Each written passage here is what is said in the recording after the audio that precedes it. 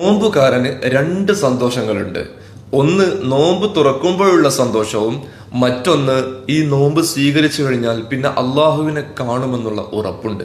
അങ്ങനെ അള്ളാഹുവിനെ കാണുമ്പോഴുള്ള സന്തോഷവും തിരുദൂതർ പറഞ്ഞു തരികയാണ് ഹദീസിലൂടെ. മറ്റൊരു ഖുദ്സിയ ഹദീസിൽ കാണാം, നോമ്പ് അള്ളാഹു പറയാണ്, നോമ്പ് എനിക്കുള്ളതാണ്, ഞാനാണ് അതിന് പ്രതിഫലം നൽകുന്നത് എന്ന് പറഞ്ഞാൽ മറ്റു പല ആരാധനകളും പലരെയും കാണിക്കാനും പല ആനുകൂല്യങ്ങളും ലഭിക്കാനും വേണ്ടി പലരും ചെയ്യാറുണ്ട്. എന്നാൽ നോമ്പ് അങ്ങനെയല്ല. നോമ്പ് അള്ളാഹുവും നമ്മളും തമ്മിലുള്ള ഒരു രഹസ്യ കരാർ, രഹസ്യ ഉടമ്പടിയാണ്. നമുക്കും അള്ളാഹ്ക്കും മാത്രമേ അറിയൂ നമ്മൾ നോമ്പുകാരനാണോ അല്ലയോ എന്ന്. യഥാർത്ഥ നോമ്പുകാരന് ഒരുപാട് പ്രതിഫലങ്ങളുണ്ട്. വിശുദ്ധ റമദാനിലെ ആദ്യ ദിനങ്ങളൊക്കെ കഴിഞ്ഞു പോവാണ്. നാം എന്തു നേടി എന്ന് എപ്പോഴും നമ്മൾ നമ്മോട് തന്നെ ചോദിക്കണം. അങ്ങനെ ഖുർആൻ പാരായണം അധികരിപ്പിക്കണം. അങ്ങനെ നോമ്പെടുത്തുകൊണ്ട് നല്ല ഇബാദത്തുകൾ ധാരാളമായി ചെയ്യണം. സ്വതക്ക ധാരാളമായി ചെയ്യണം.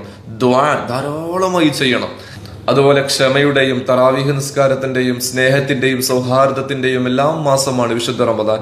പരസ്പരം വിട്ടുവീഴ്ച ചെയ്യുക, മറ്റുള്ളവരെ സഹായിക്കുക, നോമ്പ് തുറപ്പിക്കുക.